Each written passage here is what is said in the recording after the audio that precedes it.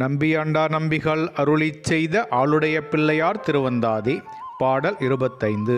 அடியால் அலர்மிதித்தாள அறந்தம்பில்கு அமிர்தமின்றி கொடியானொடும் பின் நடந்தது எவ்வாறு அலர் கோகனத கடியார் நறுங்கண்ணி ஞானசம்பந்தன் கருதலர்போல் வெடியாவிடு வெம்பரல் சுருநாறு வியன்சுரத்தே.